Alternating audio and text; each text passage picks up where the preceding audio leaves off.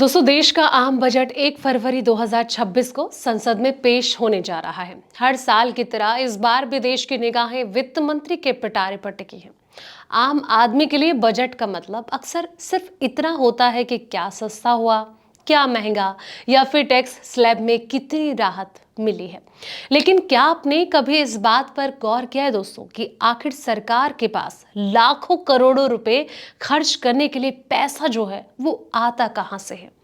जिस तरह हम और आप अपने घर का बजट बनाते हैं, ठीक वैसे ही सरकार को भी अपना घर यानी कि देश चलाने के लिए पाई पाई का हिसाब रखना पड़ता है। तो चलिए आज का ये वीडियो इसी बात पर। नमस्कार, मैं हूं आपके साथ संध्या बिष्ट और आप देख रहे हैं the economic times India. Budget सिर्फ खर्चों की सूची नहीं है दोस्तों, बल्कि ये सरकार की कमाई का भी लेखा जोखा है। दिलचस्प बात यह है कि सरकार की कमाई का जरिया सिर्फ आपका दिया हुआ टैक्स नहीं है, बल्कि इसके अलावा भी कई ऐसे रास्ते हैं जिनसे कि सरकारी खजाना बढ़ता है। कैसे बढ़ता है सरकार का खजाना?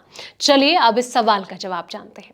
सरकार की कमाई का सबसे मुख्य और बड़ा जरिया जो है वो टैक्स ही होता है। इसे देश के इकोनॉमी की रीढ़ की हड्डी कहा जाता है।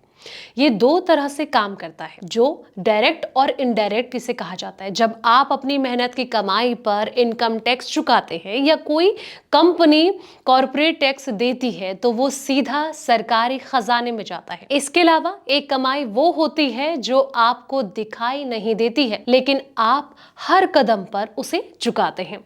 जब आप बाजार से सुई लेकर कार तक कुछ भी खरीदते हैं तो उस पर लगा जो जीएसटी है वो सरकार की जेब में जाता है। वहीं पेट्रोल डीजल भरवाते समय या फिर शराब की खरीदारी करते समय लगने वाली जो एक्साइज ड्यूटी है यानी कि उत्पाद शुल्क, वो भी सरकार के राजस्व का एक बहुत बड़ा हिस्सा माना जाता है। सरकार इसी पैसे का इस्तेमाल कर न सिर्फ प्रशासन चलाती है, बल्कि अमीर और गरीब के बीच की खाई को कम करने के लिए कल्याणकारी योजनाएं भी लाती है। इन रास्तों से भी होती है सरकार की कमाई। तो चलिए अब जानते हैं वो कौन से रास्ते हैं। तो बता दें कि अगर आपको लगता है कि सरकार सिर्फ टैक्स वसूली पर डिपेंड है तो आप गलत हैं। सरकार एक बहुत बड़ी कारोबारी भी है। इसे नॉन टैक्स रेवेन्यू कहा जाता है। आप जब भी किसी सरकारी सेवा का इस्तेमाल करते हैं और फीस चुकाते हैं या फिर ट्रैफिक नियम तोड़ने पर चालान भरते हैं तो वो पैसा सरकार के पास ही जाता है। इतना ही नहीं, रेलवे, सरकारी बैंक, डाक विभाग और ओएनजीसी जैसी सरकारी कंपनियां जो है वो मुनाफा कमाती है और उसका लाभांश यानी कि जो डिविडेंड है वो सरकार को मिलता है।